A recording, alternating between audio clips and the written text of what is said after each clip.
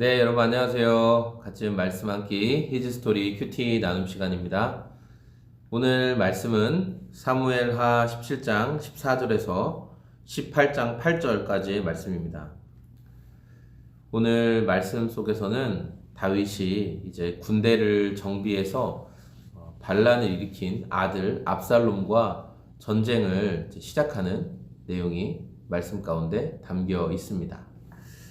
오늘 말씀해 보니까 다윗이 마하나임에 이르렀다라고 말하고 있어요. 이 마하나임이라는 지역이 우리 오늘 말씀의 해설을 적어놓은 영역에 보면 이곳이 군사 모집에 굉장히 유리한 이점이 있는 지역이며 성벽과 성문이 있고 이 요새화된 곳이었대요. 그래서 아주 전략적으로 좋은 위치를 차지한 거예요.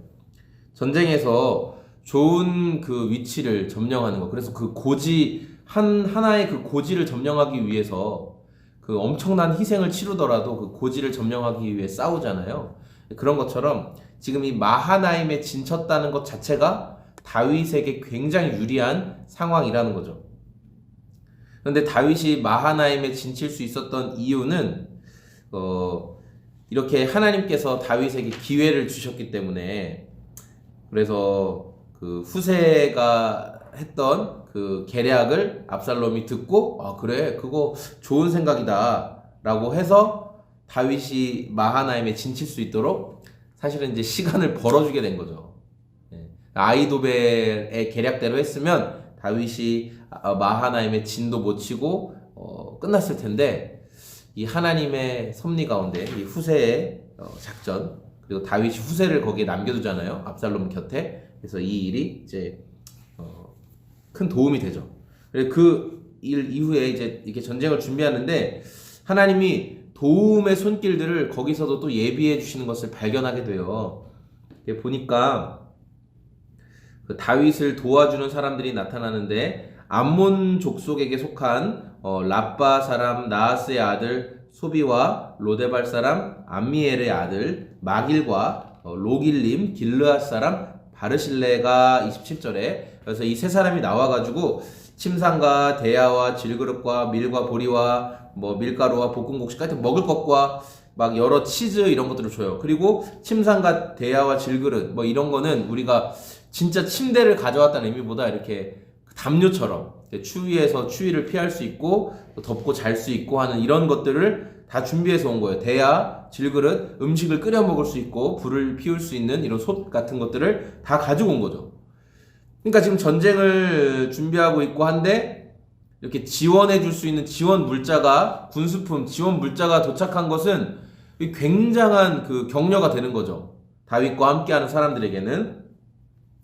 그러면서 다윗이 이제 그 군대를 세 개로 나뉘어 가지고 요압이 지휘하게 하고 아비새가 지휘하게 하고 이때가 지휘하게 해서 세 개의 부대로 이제 크게 편제를 나눠서 진행을 하면서 다윗이 뭐라고 얘기하냐면은 18장 2절에 왕이 백성에게 이르되 나도 반드시 너희와 함께 가리라 이렇게 이야기해요. 그러니까 다윗이 이전에 밧세바를 범할 때 그 한참 태평 성대하고 잘 나갈 때는 다윗이 전쟁 치를 때가 됐을 때 이 장군들만 내보내고 병사들만 내보내고 자기는 궁궐에서 이제 잠자고 막 그랬잖아요. 그런데 원래 다윗은 그런 사람이 아니었죠. 전쟁이 일어나면 앞장서서 싸우고 솔선수범하고 그런 멋진 리더였어요. 그래서 다윗이 지금 이제 정신을 차린 거예요. 그래서 내가 이 전쟁에서 반드시 앞서 나가겠다, 내가 앞장서겠다 이렇게 얘기하니까 그 함께하는 장수들과 부하들이 우리가 얼마가 죽든지 우리 병력의 절반이 죽어도 아마 압살롬과 군대는 신경을 안 쓸 겁니다. 그러나 왕 한 분이 잡히시거나 돌아가시면 우리에게 완전 손해입니다. 우리가 끝납니다. 그러니까 왕은 우리보다 귀하시기 때문에 이 성읍에 계시고 우리 이 성읍에 계시는 것이 우리에게 힘이 되고 오히려 우리의 도움이 된다 이렇게 이야기를 해요. 이렇게 다윗을 위하는 그 장수들과 백성들의 모습도 보게 되고, 그러면서 다윗이 이제 전쟁에 나가면서 요압과 아비새와 이때 이제 이 세 개로 나눈 부대의 대장들이죠. 이 대장들에게 뭐라고 얘기하냐면 나를 위해서 젊은 압살롬을 너그럽게 대해달라 이렇게 이야기해요. 그러니까 전쟁을 치르고 압살롬을 너그럽게 대해라는 말은 압살롬을 아마 분명히 잡게 될 것이라는 거예요. 그러니까 지금 반역을 일으킨 압살롬을 잡는다는 것은 반역이 끝난다는 건데 다윗이 이 승리를 예감하고 있는 거죠. 근데 이 승리의 때에 압살롬을 젠틀하게 대해달라, 압살롬을 죽이지 말아달라, 그렇게 이야기를 하는 거예요. 근데 이 소식을 다 들었다는 거예요. 모든 군 지휘관에게 명령할 때 백성들이 다 들었다. 다른 병사들까지 이 부탁을 다 들었다라는 거예요. 그리고 이제 전쟁을 치르게 됐고 이스라엘과 맞붙었는데 2만 명의 전사자가 나는 굉장히 큰 전쟁이었고 다윗이 승리를 크게 하게 돼요. 저는 오늘 말씀을 묵상하면서 먼저는 진노 중에라도 긍휼을 베푸시는 하나님을 많이 발견하게 되었어요. 다윗의 위기의 순간순간마다 하나님이 사람들을 보내주셔서 다윗에게 먹여주시고 또 다윗을 그 위기의 순간에서 구해줄 수 있는 사람들 그리고 그 역전시킬 수 있는 사람들을 준비시키시는 하나님의 은혜를 보게 돼요. 이게 사람들의 이름이 어려워가지고 제가 말할 때마다 이름이 탁탁 떠오르지 않아가지고 좀 답답할 때가 있는데, 자, 그런 것들을 보면서 하나님의 그 진노 중에도 긍휼을 베푸시는 하나님의 모습을 그 묵상하면서 다윗이 밧세바 범하고 또 우리아 죽이고 막 그런 상황 가운데 하나님이 이제 다윗을 너에게 심판하시겠다고 명령하시고 칼이 끊이질 않게 하겠다고 하시고 할 때 다윗이 얼마나 뭐라고 할까, 정말 죽고 싶은 마음이었을 거예요. 정말 밧세바와 그 간음 사이에서 낳던 그 아들이 죽고, 그래서 금식하면서 기도해도 하나님이 정말 그 아이를 데려가시고 막 이런 일련의 여정, 그리고 이제 압살롬이 반역을 일으키고. 제가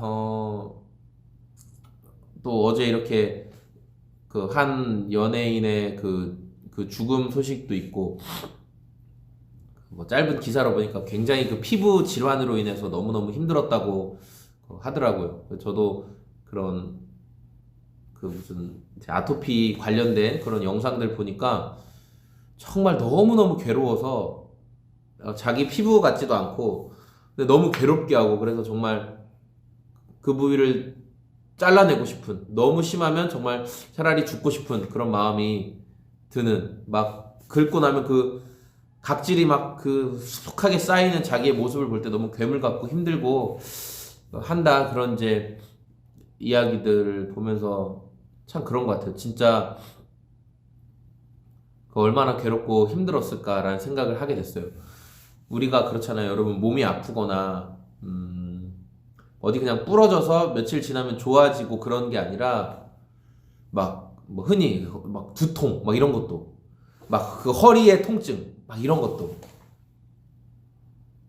또는 여러분 천식 같은 거 겪어보신 적 있어요? 저는 좀 약간 그 천식 증상이 있어요. 옛날에 군대 갔다 와서 좀 심해졌고, 근데 이제 그래서 천식약을 천식약이 되게 많거든요, 여러분.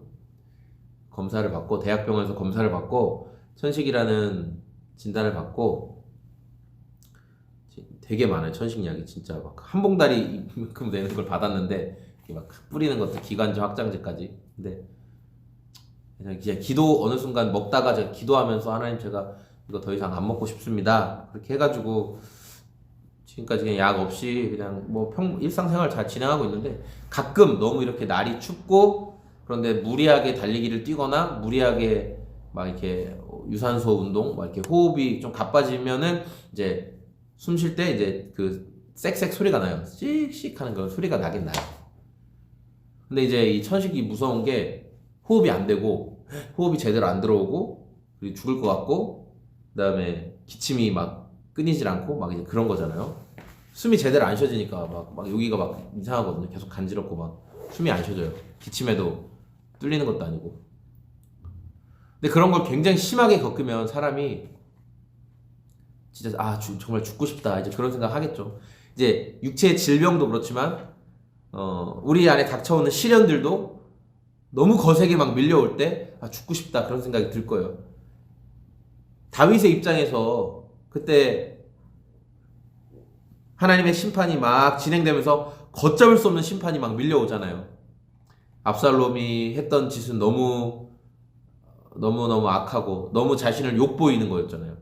그 후궁들을 막 다 백주 대낮에 막 드러내놓고 막 범하고, 다윗 자기 아버지의 후궁들을 백주 대낮에, 환한 대낮에 옥상에서 사람들이 다 볼 수 있는 자리에서 막 범하는 것들 막 보여주고, 얼마나 수치스러워요. 아들에 의해서 지금 도망가는 것도 수치스러운데, 다윗 입장에서 다윗이 자기 의에 가득 찬 사람이라면 그냥 죽어버렸을 거예요.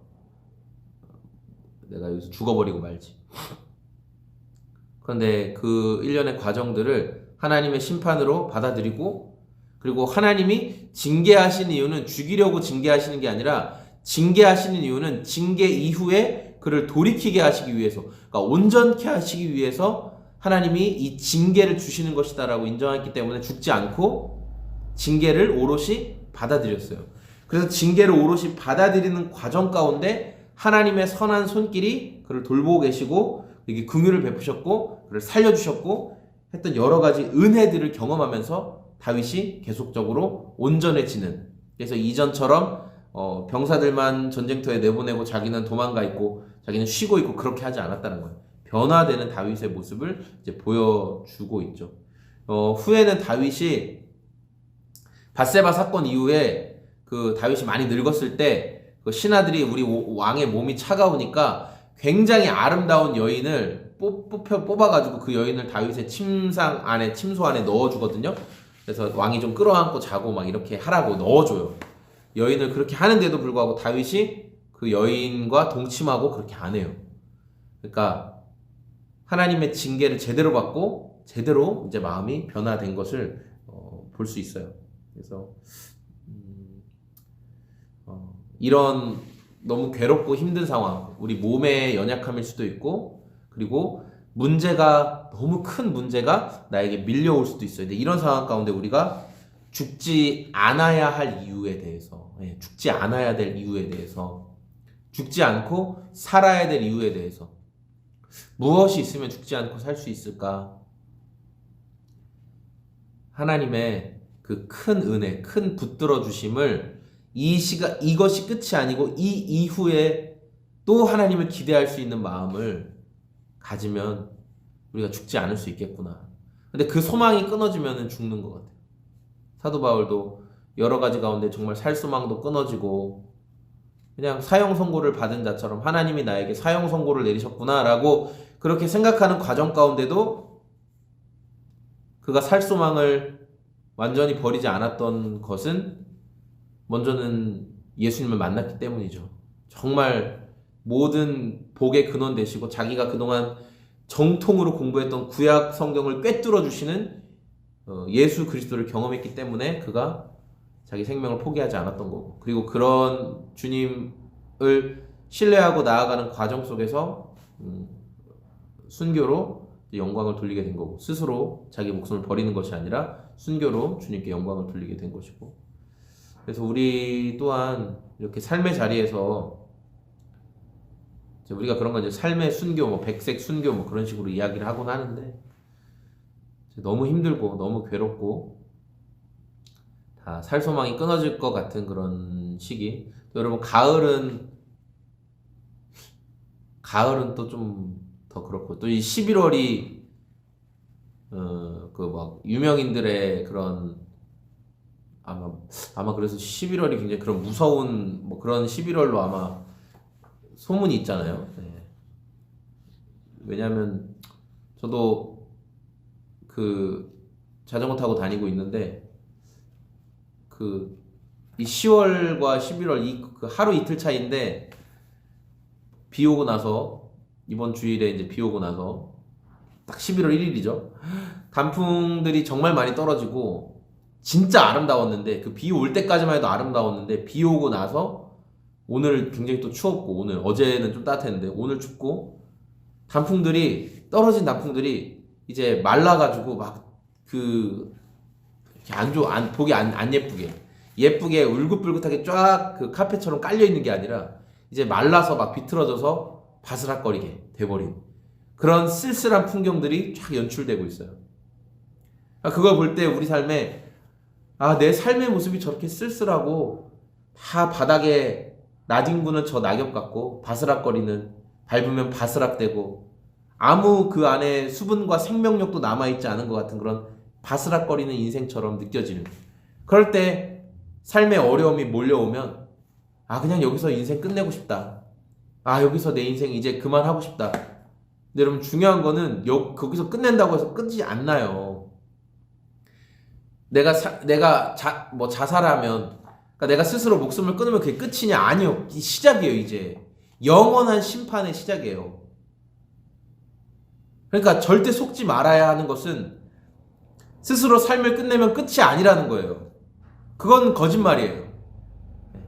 그래서 왜 이런 말 하고 있죠?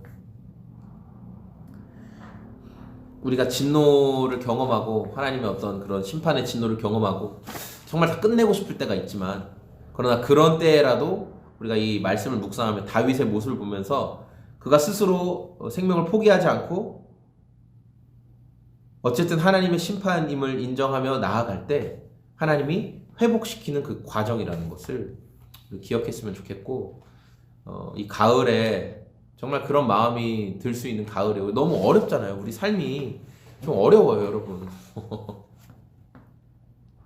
어렵잖아요. 목사님들 어려우시잖아요. 이미 교회를 어느 정도 그 규모까지 안정적으로 잘, 그래서 시스템이 돌아갈 수 있게끔, 그렇게 시스템이 돌아갈 수 있게끔 해놓은 교회들도 지금 어려워요. 예, 지금 그런 교회들도 어려운데 하물며 저처럼 막 이제 개척을 해가지고 뭔가 해보겠다라고 했던 분들은 지금 얼마나 어렵겠어요. 얼마나 어려울까. 이렇게 가정에서 개척을 해서 하신 분들은 그래도 좀 어차피 이제 가정 안에 있으니까 견딜 수 있는 여력이 있겠지만, 큰 어떤 포부를 가지고 덜커덕 장소부터 의리의리한 곳을 탁 임대하신 분은 어떨까? 좀 너무 힘들 것 같아요, 저는 그런 분들은. 저도 이 공간을 임대해서 쓰고 있지만, 저는 지방이기도 하고, 그리고 이 공간이 워낙 오랫동안 안 나갔던 곳이어서 그냥 임대료가 막 그렇게 100만 원 단위 막 그렇지 않아요.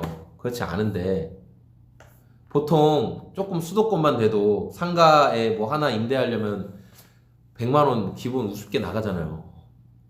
매달 성도도 없는데 막 100만 원 넘는 돈을 매달 이렇게 한다는 게 저는 거의 불가능할 것 같거든요. 주님의 특별한 그런 계속된 공급하심이 없으면 어려울 것 같아요. 하여튼 자꾸 제가 다윗의 삶을 보니까, 이 말씀을 통해서 다윗의 삶을 보니까 포기하지 않고